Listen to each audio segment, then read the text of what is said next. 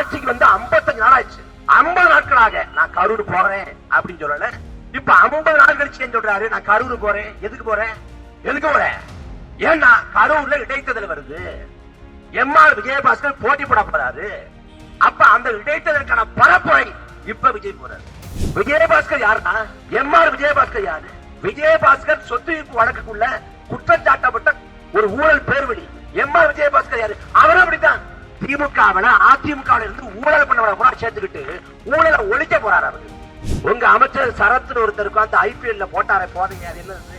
இல்லங்க, குழந்தைக்கு வந்து நாங்க மாத்திரைய பொடி பொடியா நுணுக்கி கொடுத்தோம். குழந்தைய அவருதான்.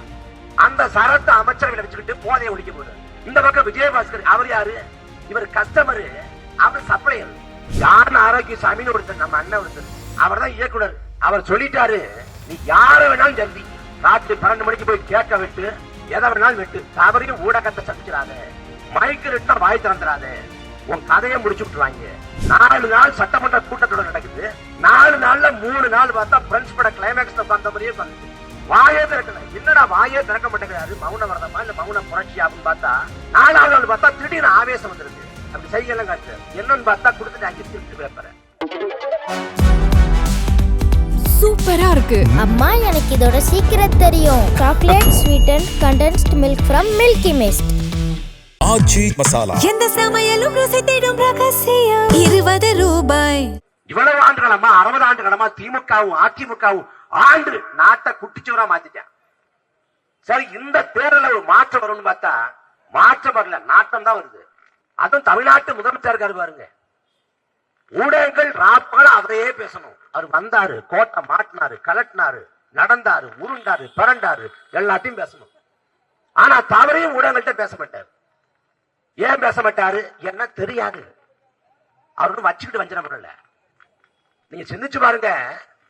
ஜான் ஆரோக்கியசாமின்னு ஒருத்தர், நம்ம அண்ணன் ஒருத்தர், அவர் தான் இயக்குனர். அவர் இயக்குறாரு, இங்க போங்க அங்க பண்ணுங்க அப்படின்னு இயக்குறாரு. அவர் சொல்லிட்டாரு, நீ யார வேணாலும் ஜல்தி ராத்திரி 12 மணிக்கு போய் கேட்க விட்டு எதை வேணாலும் விட்டு தவறையும் ஊடகத்தை சந்திச்சிடாத, மைக்கு ரெட்டா வாய் திறந்துடாத, உன் கதையை முடிச்சு விட்டுருவாங்க. 4 நாள் சட்டமன்ற கூட்டத்தொடர் நடக்குது. 4 நாள்ல 3 நாள் பார்த்தா பிரெண்ட்ஸ் பட கிளைமேக்ஸ்ல உட்கார்ந்த மாதிரியே உட்கார்ந்துருக்கு. வாயே திறக்கல. என்னடா வாயே திறக்க மாட்டேங்கிறாரு, மௌன வரதமா இல்ல மௌன புரட்சி அப்படின்னு பார்த்தா 4வது நாள் பார்த்தா திடீர்னு ஆவேசம் வந்துருது. அப்படி செய்யலாம் காட்டுறாரு. என்னன்னு பார்த்தா கொடுத்துட்டாங்க ஸ்கிரிப்ட் பேப்பரை. தூத்துக்குடியில வந்து 14 பேரும் எடப்பாடி பழனிசாமி அரசு துள்ள துடிக்க படுகொலை செஞ்சது எல்லாருக்கும் தெரியும். அது ஒரு படுகொலை. ஆனா கரூர்ல வந்து விஜய் 41 பேரை திட்டமிட்டு கொன்னாரு அப்படின்னு யாரும் சொல்லல. எல்லாரும் என்ன சொல்றோம், கரூர் அந்த மரணத்தை பொறுத்த வரைக்கும் விஜய் காலதாமதமா போயிட்டாரு, அந்த காலதாமதம் தான் விபத்துக்கு முதன்மை காரணம் அப்படின்னு பதிவு பண்றோம்.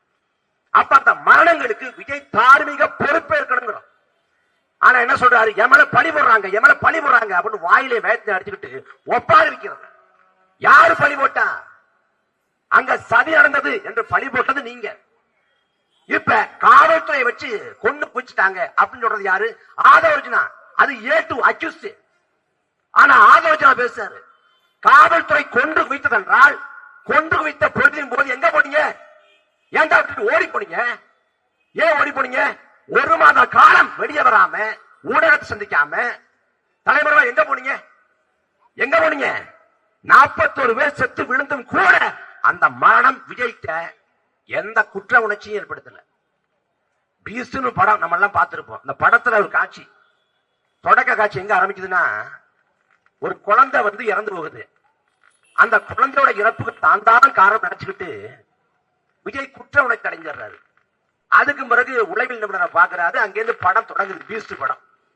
ஆனா கரூர்ல ஒரு குழந்தை இல்லை. அன்பு மக்களே, 10 குழந்தை உட்பட 41 பேர் செத்து போனாங்க. 41 பேர் செத்து போனாங்களே, நம்மளாலங்கிற குற்ற உணர்ச்சி துளி கூட இல்லை. ஆட்சிக்கு வந்து 55 நாள் ஆயிடுச்சு. 50 நாட்களாக நான் கரூர் போறேன் அப்படின்னு சொல்லல. கரூர்ல உறவுகளை இழந்தவங்களுக்கு வந்து நான் வந்து அரசு வேலை தரேன்னு சொல்லல. இப்ப 50 நாள் கழிச்சு ஏன் சொல்றாரு நான் கரூர் போறேன்? எதுக்கு போறேன்? ஏன்னா கரூர்ல இடைத்தேர்தல் வருது. எம்ஆர் விஜயபாஸ்கர் போட்டி போட போறாரு. அப்ப அந்த இடைத்தேர்தலுக்கான பரப்புரை இப்ப விஜய் போறாரு. உண்மையிலேயே பாதிக்கப்பட்டவங்க பார்க்க போறாரா? 50 நாட்கள் என்ன பண்ணீங்க? 50 நாட்கள் என்ன பண்ணீங்க? வந்த உடனே முத கையெழுத்து பாதிக்கப்பட்ட 41 குடும்பத்தாருக்கும் அரசுடன் போட வேண்டியதானே? ஏன் 50 நாள் கழிச்சு? என்ன கேவலம் கட்ட கேடு கட்ட அவசியம்? இதுல வழக்க போட்டுருவோம், நாங்க கைது பண்ணிடுவோம். நாங்க என்ன புஷி ஆனந்தா நிர்மல்குமாரா ஓடி ஒழிஞ்சு போறதுக்கு? எவ்வளவு கேவலம் அதெல்லாம். யாரு வந்தா நாடு நல்லா இருக்கும், யாரு வந்தா எல்லாம் சிறப்பா இருக்கும், யாரு வந்தா நாட்டை சரியா நிர்வாகம் பண்ணுவா, ஆளுகை செய்வா, அதெல்லாம் யோசிக்காம தனக்கு பிடிச்ச நடிகனுக்கு ஓட்ட போட்டுட்டேன். விளைவு வெறும் 55 நாள் தான் இருக்கு. வெறும் 55 நாள், ஏறக்குறைய 2 மாசம். இன்னும் முழுசா 4 ஆண்டு காலம் 10 மாசம் இருக்கு. வச்சு செஞ்சிருவாங்க. அவர் எல்லாத்துக்கும் வசனம் தான். ஏண்டா இந்த விஜய தொட்டவன் நினைச்சு ஃபீல் பண்ணுவீங்க. யாருக்கு? திமுகவுக்கு இல்ல, மக்களுக்கு. ஏண்டா இந்த விஜய்க்கு ஓட்டு போட்டும் நினைச்சு ஃபீல் பண்ண வச்சிருக்காரு. அதுல சட்டமன்றத்தில் பஞ்சலாக்கு. நாங்கள் மக்கள் பணத்தை தொடமாட்டோம், தொடவும் விடமாட்டோம், தொட்டவங்களையும் விட மாட்டோம். என்ன பண்ணுவீங்க? தேடி பிடிச்சு கட்சியில சேர்த்து பொறுப்பு கொடுத்துருவோம். நாங்க தூய சக்தி. என்ன ஒரு தூய சக்தி? விஜயபாஸ்கர் யாரா? விஜயபாஸ்கர் யாரு? எம்ஆர் விஜயபாஸ்கர் யாரு? விஜயபாஸ்கர் சொத்து விப்பு வழக்குக்குள்ள குற்றச்சாட்டப்பட்ட ஒரு ஊழல் பேர்வழி. எம்ஆர் விஜயபாஸ்கர் யாரு? அவரும் அப்படித்தான். திமுகவில் அதிமுக இருந்து ஊழல் பண்ணவரை கூட சேர்த்துக்கிட்டு ஊழலை ஒழிக்க போறாரு அவரு. அதிமுகவில் எவன் ஊழல் பண்ணானோ, MC சம்பத், கடம்பூர் ராஜு, விஜயபாஸ்கர், எம்ஆர் விஜயபாஸ்கர், திருச்சி வளர்மதி, அத்தனை சேர்த்துக்கிட்டு நான் ஊழலை எதிர்க்க போறேன், ஒழிக்க போறேன் அப்படின்னு நாடகம். எப்படி ஒழிக்க முடியும்? எப்படி சாத்தியம்? நீங்க எப்படி தூய சக்தி? நீங்க என்ன சொல்றீங்க? திமுக அதிமுக வாக்கு காசு கொடுத்ததுங்கிறீங்க. நீங்க காசு கொடுக்கலன்னு வார்த்தைக்கு வச்சுக்குவோம். இப்ப திமுக அதிமுக காசு கொடுத்ததுன்னா அதிமுகவை சேர்ந்த சட்டமன்ற உறுப்பினர் ஒரு சட்டமன்ற தொகுதிக்கு குறைந்தது 30 கோடியில இருந்து 50 கோடி வரைக்கும் செலவு பண்ணிருக்காங்க.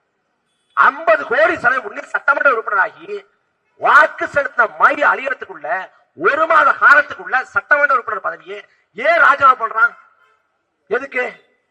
மக்கள் மீது அளவற்ற பற்ற மண்ணாசை பொன்னாசை பொருளாசையை திறந்துட்டானா எதுக்கு? 50 கோடியை செலவு பண்ணோம், தாவேகாக்கு போனா 200 கோடி கொள்ளையடிக்கலாம்ங்கிற லாபரட்ட கணக்கு. அப்படிப்பட்ட ஆட்களை தாவேகா சேர்த்துக்கிட்டு எப்படி லஞ்சத்தை எதிர்க்க முடியும்? எப்படி ஊழலை ஒழிக்க முடியும்? இதுல போதை பொருளை நாங்க எதுக்குறோம். மராத்தன்ல ஓடுங்க. எங்கிட்டு வர்றது? உங்க அமைச்சர் சரத்து ஒருத்தருக்கு அந்த IPL போட்டார போதைய, அது என்னது? இல்லங்க, குழந்தைக்கு வந்து நாங்க மாத்திரைய பொடி பொடியா நுணுக்கி கொடுத்தோம். குழந்தை எங்க? குழந்தைய அவருதான். குழந்தைய காணுங்க. IPL கிரிக்கெட் போட்டி அவ்வளவு ஒளி, அவ்வளவு இறைச்சல். எவனாவது குழந்தைய தூக்கிட்டு போவானா? ஆனா சொல்றாங்க பாருங்க, எதை சொன்னாலும் தமிழ்நாட்டு மக்கள் நம்புவாங்க, கேன பேடி நினைச்சுக்கிட்டு எல்லாத்தையும் சொல்றது. குழந்தைக்கு அப்படியே பொடி பொடியா நுணுக்கி கொடுத்தாரு. கை குழந்தைக்கு எவன்டா மாத்திரை கொடுக்குறான்? முதல்ல கை குழந்தைக்கு யாரு மாத்திரை சொல்றா? ஊசிதான் போடுவாங்க. ஆனா அந்த கதையும் சொல்றது. அந்த சரத்து அமைச்சர்களை வச்சுக்கிட்டு போதையை ஒழிக்க போறாரு. இந்த பக்கம் விஜயபாஸ்கர், அவர் யாரு? இவர் கஸ்டமரு, அவர் சப்ளையர். அமைச்சராக இதே விஜயபாஸ்கர் இருக்கிறப்ப போதை நிறுவனங்கள்ட்ட காசை வாங்கிட்டு முறையீடாக தமிழ்நாடு முழுக்க அனுமதி கொடுத்தாரா இல்லையா? அந்த விஜயபாஸ்கர் எதுக்காக சேர்த்தீங்க? ஏன்னா பெரும்பான்மை இல்ல, 107 இடம் தான் இருக்குது. அந்த பெரும்பான்மை இடத்தை பிடிக்க யாரு காலையும் பிடிக்கலாம், யாரு கழுத்தையும் நெரிக்கலாம். அந்த எல்லைக்கு இது தாவேகா போகுது. திமுக கொடுத்தது கேடு கட்டாச்சு, கொடுங்கோலாச்சு. ஆனா வரக்கூடிய காலம் திமுகவே பரவாயில்ல, அதிமுகவே பரவாயில்ல நினைச்சு கொண்டாந்து விட்டுருவேன். வெறும் 50 நாளுக்கு இந்த பாடு. 50 நாள்ல தமிழ்நாடு முழுக்க சட்ட ஒழுங்கு சீர்கெடுது. போதைப் பொருட்களின் புழக்கம், பெண்கள் மீதான பாலியல் வன்முறை. கேட்டா சிங்கப்பன் அதிரடிப்படை அமைச்சிருக்கிறோம். என்ன ஒரு சிங்கப்பன் அதிரடிப்படை? அந்த ஒரு படத்தை சொல்லுவார்ல, ஸ்னேகா அந்த பேர்லாண்டா விழுந்துட்டேன்னு. அந்த மாதிரி சிங்கப்பெண் அதிரடி படை, சிங்கப்பெண் பரவாயில்லையே, அதிரடி படை பரவாயில்லையே. ஆனா உண்மையிலேயே விஜய் மாதிரி அதுவும் கம்மி. நான் மாமனா இருப்பேன், நான் அண்ணனா இருப்பேன், இதெல்லாம் மேடைக்கு சொல்றது. நீ என்ன புரட்சிகரமான திட்டத்தை வச்ச? அண்ணன் சீர்திட்டம், மாம சீர்திட்டம், நாத்தா திட்டம், ஓப்படியா திட்டம், இதுவா திட்டம்? தமிழ்நாட்டின் மக்கள் தொகை எவ்வளவு பெருசு? தமிழ்நாட்டோட நிதிச்சுமை எவ்வளவு? திமுக அதிமுக ஆட்சி காலத்தில் நிதிச்சுமை ஏறிடுச்சு. அப்ப வந்தா திமுக போல அதிமுக போல இலவசம் தரமாட்டேன், மக்கள் வாழ்க்கை தரத்தை உயர்த்துவேன், வாழ்வாதாரத்தை மேம்படுத்துவேன்னு நீங்க திட்டங்களை கொண்டு வந்திருந்தா சரியானது. பிறக்கிற குழந்தைக்கு நான் மோதிரம் போடுவேன், மோதிரம் போட்டு என்ன பண்ண போறேன்? மோதிரம் இந்த பக்கம் மாட்டினவுடனே அந்த பக்கம் கழட்டிட்டு போய் டாஸ்மாக் வச்சுக்குவேன். அப்ப என்ன பண்றது? இது எப்படிப்பட்ட ஆட்சி பாருங்க, எப்படிப்பட்ட நிர்வாகம் பாருங்க. ஆனா என்ன பண்ணாலும் தளபதி அப்படிலாம் இல்லைங்க. பெரம்புரிக்கு ஏங்க வரல? அவரு மாறு வேஷத்துல போயிட்டு இருக்காரு. எங்க மாறு வேஷத்தை வேற எங்கேயாவது வர்றா? இங்கே வர போறாரு மாறு வேஷத்துல? எங்க வர போறாரு? தன்னை பார்க்க வந்தவன் செத்து விழுந்தப்பவே விட்டுட்டு ஓடி போனவர் தான்டா விஜய். எதை பத்தியும் எந்த கவலையும் இல்லை, எதை பத்தி எதுவும் தெரியவும் தெரியாது. சட்டமன்றத்தில் பேசுறதுக்கு எழுதி தரணும். முதலமைச்சரோட துறை வந்து சட்ட ஒழுங்கு, உள்துறை அமைச்சரும். அதுல கேள்வி கேட்டா அந்த பக்கம் ஒருத்தர் எழுதிக்கிறார், இந்த பக்கம் பார்த்தா இந்த பக்கம் ஒருத்தர் எழுதிக்கிறார். அவர் வாய் திறக்க மாட்டார். அது அமைச்சரை பாருங்க, ஆதரவு அர்ஜுனா, புசி ஆனந்த், தமிழ்நாட்டில் எப்படிப்பட்ட தலைவர்கள் எல்லாம் சட்டமன்றத்துக்கு போயிருக்காங்க. பேரறிஞர் அண்ணா, பெருந்தலைவர் காமராசர், பெருந்தகை ஜீவானந்தம், கன்னியமிகு காகிதம் இல்லத்து, பெருமகன் சங்கரையா போன்ற அரும் பெரும் தலைவர்கள் இருந்த சட்டமன்றத்துக்குள்ள புசி ஆனந்த், ஆதரவு ஒரு அறவேக்காடு. அந்த பக்கம் விஜய் எதுவுமே தெரியாம அவர் பாட்டு உட்கார்ந்துக்கிறாப்புல. என்ன சொல்லி தொலைக்கிறது? அவர் கோட்டை போட்டு அப்படியே ஸ்டைலா இருக்காரு பாருங்க, இந்த லுக்ல பாருங்க, செம்மையா இருக்காருங்க. என் அன்பு சொந்தங்களே, தமிழ்நாட்டை வந்து பலபடி உயர்த்தியது பெருந்தலைவர் காமராசர். காமராசர் வந்து தோற்றம் வந்து வசீகரமான தோற்றம் கிடையாது, கரிஸ்மாட்டிக் கிடையாது, முகம் பொலிவோடு இருக்காது.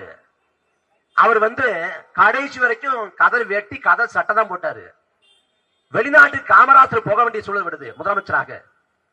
அங்க வந்து குளிர் பிரதேசம். அப்ப காமராசரால குளிர் தாங்க முடியாதுங்கிறதுனால காமராசருக்காக பிரத்யேகமாக கோட்டு சூட்டு தைக்கப்படுது. ஆனா காமராசர் கோட்டு சூட்டு போட்டு போகல, இதே வேட்டு சட்டையோட போயிட்டாரு. நீங்க விருதுநகர்ல போய் காமராசர் இல்லத்தை பாத்தீங்கன்னா காமராசருக்காக தைக்கப்பட்ட கோட்டு சுட்டு காமராசர் போறதுன்னு போட்டிருக்கு. அந்த காமராசர் மக்கள் தலைவன், மக்களுக்காக வந்து என்ன, வாக்கின் வலிமை அறியாது, வாக்கின் மகத்துவத்தை அறியாம, ஆனா பேரன் சொன்னா, பேத்து சொன்னா, மகள் சொன்னா, மகன் சொன்னான்னு ஓட்ட போட்டுட்டு நீ கரண்ட் வேலையெல்லாம் எப்படி வரும்? தளபதி வாழ்க்கைன்னு சொல்லிட்டு படுத்துங்க, அவ்வளவுதான். நான் விஜய்க்கு விசிறினா இப்ப கரண்ட் எல்லாம் விசிறி வச்சு விசிறிச்சிக்க. அதுவும் மின்சாரம் போகுது. காரணம் சொல்றாங்க ஒருபடியா, அதாவது பீஸ் கையில பிடிக்கிட்டு போயிடுறாங்க. ஓ, எப்ப பிடிக்கிறாங்க? காலையில பிடிக்கிட்டு போயிடுறாங்க. கரண்ட் எப்ப போகுது? அது ராத்திரி போகுது. இல்ல கரண்ட் விட்டு விட்டு போகுது. எப்படி பிடிங்கிட்டு அங்கே உட்காந்து மாட்டி மாட்டி வாழ்ந்துட்டு இருப்பானா? ஏண்டா ஒரு 10 பேர் 20 பேர் 30 பேர் சேர்ந்து சென்னைங்கிற விளபெரிய மாநகரத்துக்குள்ள செயற்கையாக மின்வெட்டை ஏற்படுத்த முடியுமாடா? இதெல்லாம் கத்தி படமாடாது, கத்தி படமா சர்க்கார் படமா? என்ன காரணம் எவனுக்கும் தெரியல. திமுக அதிமுக ஆட்சி காலத்துல கமிஷன் கரப்ஷன் அதேதான் இப்பயும். அப்ப பாட்டுக்கு 10 ரூபாய் வாங்கினா இப்ப ஒரு பாட்டு பாடி ஏற்றி விட்டு 20 ரூபாய் மாத்திட்டான். எந்த மாற்றம் இல்லையே. நெல் கொள்முதல் நிலையங்கள் அதே போல 40 ரூபாய் வாங்கிட்டு இருக்கேன். எந்த மாற்றம் இல்ல. ஒரே ஒரு மாற்றம், வேட்டு சட்டை போட்டிருந்தாரு ஒரு தருப்ப, இப்ப வந்து கோட்டு, அதுல பெருமிதப்பட்டுக்க வேண்டியது. அதை தாண்டி எந்த மக்கள் பிரச்சனையும் தீர்க்கப்பட போறதில்லை. தமிழ்நாடு ஒரு அடி முன்னோக்கி நகர போறதில்லை, பல நூற்றாண்டு பின்னோக்கி போக போகுது. ஒரு நடிகை வந்தா ஓட்டு போட்டுவான்னு ஒரு நிலையை உருவாக்கி விட்டு விஜய் மட்டும்தான் வந்திருக்காரு. இன்னும் பல பேர் தயாரா இருக்கேன் திரைத்துறைந்து வர்றதுக்கு. ஒருத்தர் வந்து நான் வர்றதா இல்லையான்னு மக்கள்கிட்ட கேட்டு வர்றேங்கிறாரு. நான் திருச்சி கணக்குல நிக்கல. ஆனா நீங்க ஃபீல் பண்ணாதீங்க. நாங்க எதுக்கு ஃபீல் பண்ண போறோம்? நீங்க ஒண்ணும் ஃபீல் பண்ணாதீங்க, நான் வந்துவேன். ஒரு பக்கம் அண்ணன் லாரன்ஸ், இன்னும் பல பேர் கனவுல தெரிறேன். நம்மளும் தமிழ்நாட்டுல வந்து முதலமைச்சர் ஆயிடலாம். இவ்வளவு ஈஸியா இருக்கு. பிரச்சாரத்துக்கும் போக தேவையில்லை, போராடவும் தேவையில்லை, பிரஸ் மீட்டும் தேவையில்லை, பொதுக்கூட்டத்தை சொந்தமாகவும் பேச தேவையில்லை. இவ்வளவு எளிதாக இருக்கு முதலமைச்சர் ஆகிறது அப்படின்னு பல பேர் முடிவு பண்ணிட்டேன்.